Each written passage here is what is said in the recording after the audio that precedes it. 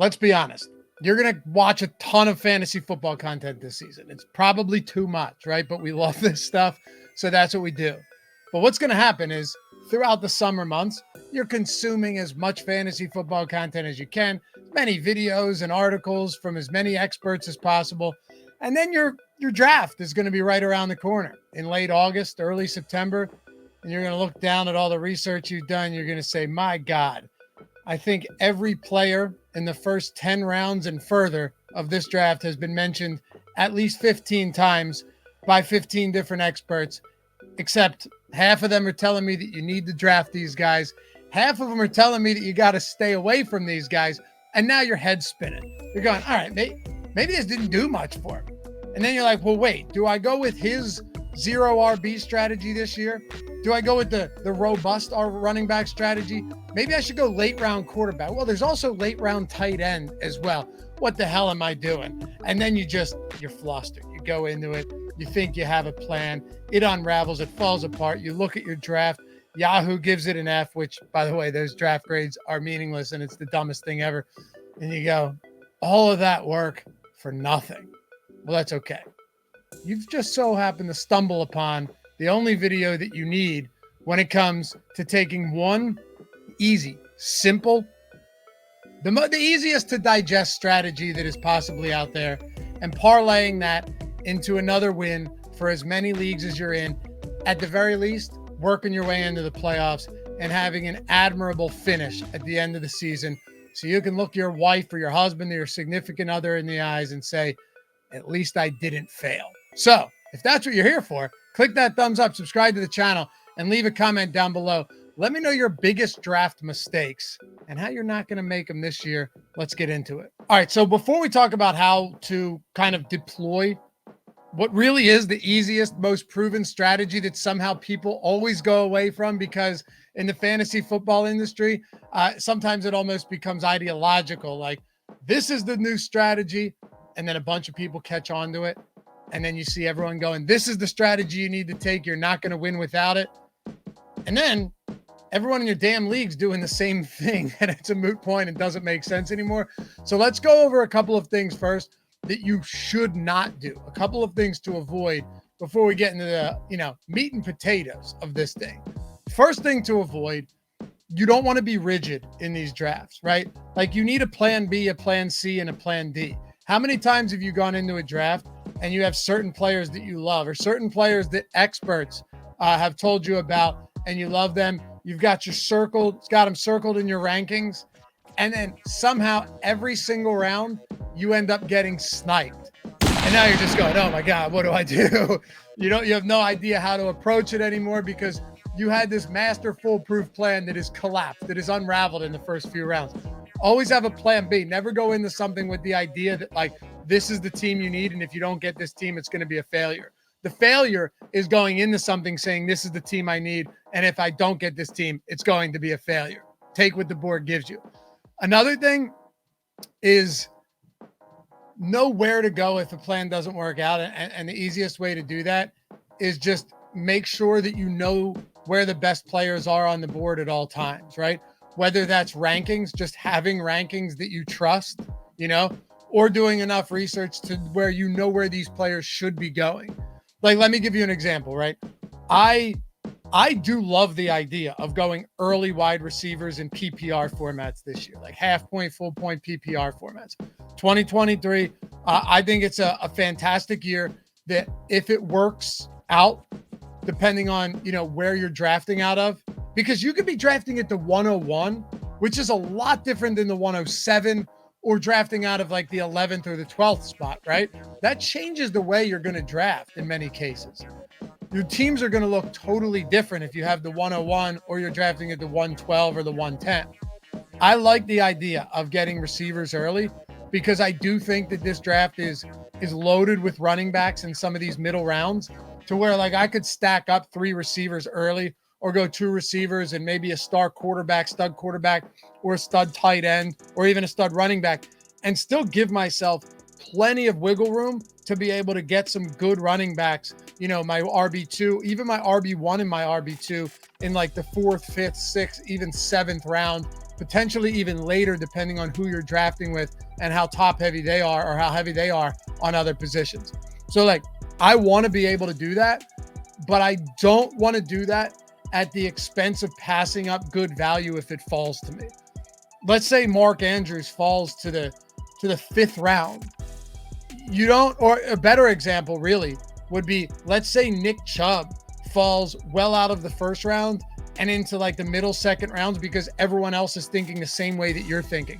And everyone else wants to get those receivers early, which sure, it's not a bad approach, but it becomes a bad approach if everyone else is reaching to get those receivers because they have the same theory, the same strategy that you do. In that event, you pivot and you go, okay, all of these guys are going heavy receivers early. So what you're telling me is now I can get some of the preeminent running backs in the league and I can get them in the middle to the back end of the 2nd round. Sure, I'll happily take Nick Chubb as the 16th, 17th overall pick if you're going to let him continue to slide to me. Be ready to make those snap decisions and say, I'm willing to pivot. I'm willing to change things up. This is the best player on the board right now, and I want the best player on my team. Another thing is, and by the way, this all ties into the same strategy. I'm not saying anything different with like these do's and don'ts. This is all the exact same strategy. I'll tie it together for you in a couple of minutes. Never be all in or all out on a player, ever. You're going to see the videos like, let your idiot league mates draft this guy. And here's the truth. A lot of times those videos are super valuable because sometimes your league mates might go in and they might draft him at his ADP. And maybe his ADP, they might draft him ahead or around his ADP.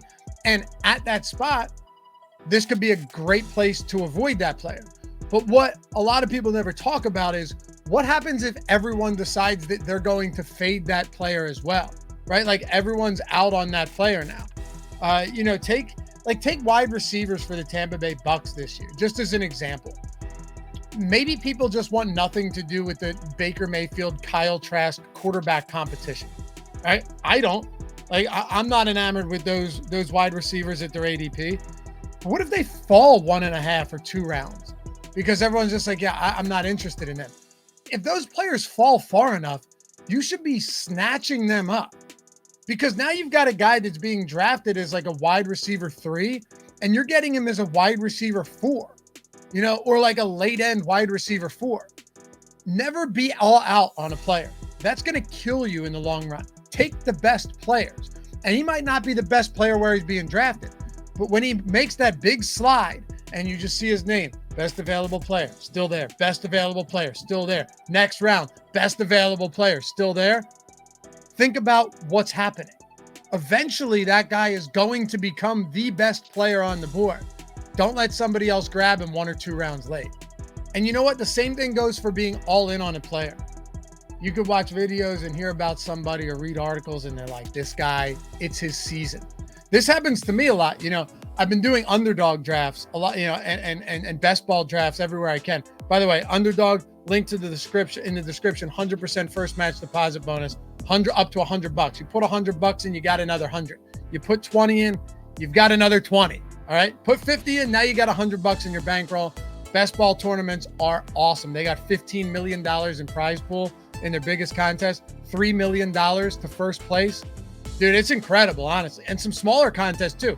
$500,000, $1 million prize pools, $3, $4, $5 to enter. You can draft as many teams as you want. You don't have to make waiver wire moves, no trades, no ads and drops. You draft your best teams. You stack players, right? Because you want correlation throughout the season, and you let it rip and put yourself in the running for big money. So if you're watching this video in August, waiting for your draft, start doing drafts now. Get the free money on Underdog, get your best ball drafts in, and climb those damn leaderboards. Put yourself in the running for some huge money at the end of the year. Rub it in your boy's face who finishes first in your friends and family league, and you're like, yeah, dude, I won 10 grand on Underdog. Yeah, what now? Anyway, link in the description and in chat. But I've been doing a lot of drafts on Underdog, and I've really liked James Cook all season, or all off season. But like the ADP keeps climbing, and I want to get to a lot of James Cook, but you kind of have to train yourself to not reach on a player just because you really like it. Because if you take a player 1 or 2 rounds ahead of ADP, this isn't included in the late rounds either. Like, that's fine. You know, you want to reach on a guy, make sure you get a guy that's going in the 15th round. You want to get him in the 14th. That's fine, because the risk is so minimal. And the likelihood of them actually having a huge season is a lot less than a guy that you're drafting in the, you know, single digit rounds. But like, as James Cook, for an example, I really like James Cook, but I don't want, hear this dog barking? I got people installing carpet up here today. I'm trying to record a video and can't go 10 minutes without the damn dog barking. So I really like James Cook, but I don't want to reach. And there's been times where I've been tempted to, you know, 10 or 12 or 15 picks, because I'm drafting 12th and then I won't have picks for another, you know, 23 or whatever. I'm not allowing myself to do that. So as much as I like players, especially in the early rounds, I'm not drafting them early just so I can get them on my team. Because the chances are, if you're reaching early enough on them, there's plenty of other guys that are at higher ADPs that are still better players. Don't get so enamored with the player that you feel like you absolutely need to have him. That ends in catastrophe. And the last thing that ties into this strategy, do not feel like you have to fill out your entire roster or your entire starting lineup before your bench players. And that's what it all comes down to. Value-based drafting, baby. It's the simplest, most proven. You might have gotten to the end of this video and go, man, that's what he was talking about. Yeah, it's tried and true. It's proven. I talk to a lot of guys every day. You know, Matt Gajeski, who's one of the sharpest fantasy football minds I know, does a ton of videos on this channel, lives and dies by the value-based approach. We do it on Underdog. We do it in best ball. We do it in season-long leagues. It doesn't wear out. There is no novelty to it. It isn't a fad strategy that we've seen with zero running back, zero tight end, late round quarterback, none of that. You're drafting the best players who are on the board, even if that means that you don't have a tight end or a quarterback yet, and you already have 3 wide receivers and a flex, but this guy is too good to pass up. Let's not forget, you can add players, right? Like, you can bolster positional spots. But if there is a great player sitting on the board and you go, okay, it's between a really strong wide receiver here, or I need to fill my tight end position, and the best option right now is Tyler Higbee, what do you think makes more sense? Who do you think's easier to replace throughout a season? Like a Tyler Higbee or a really good guy at wide receiver or running back position that you now have on the bench that you can deploy each and every week, that can be a firm rotation in your starter spots? It's pretty simple. Value-based drafting. Grab the best guys on the board.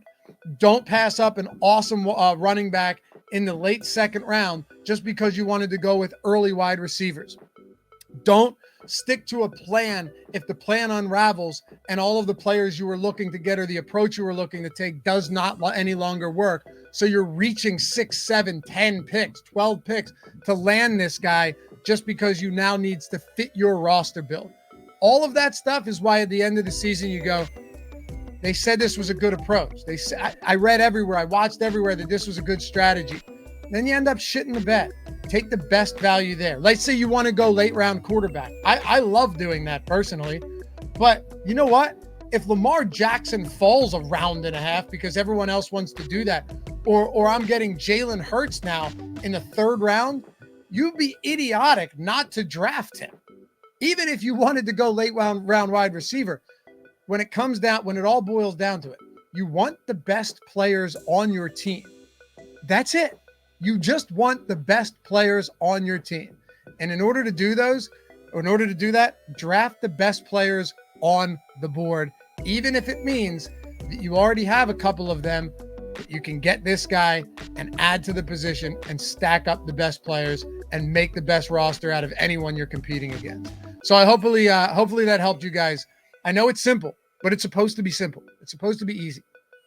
You can know every player in the league, and sometimes that doesn't matter if you go in with a wild approach that falls apart and you end up looking dumb. Got any questions about any of this stuff? Just want to comment, say hello, follow me on Twitter at Loughy_D, LOUGHY_D. And of course, leave a comment down below, subscribe to the channel and hit that thumbs up. We'll see you guys back here for the next one. Peace.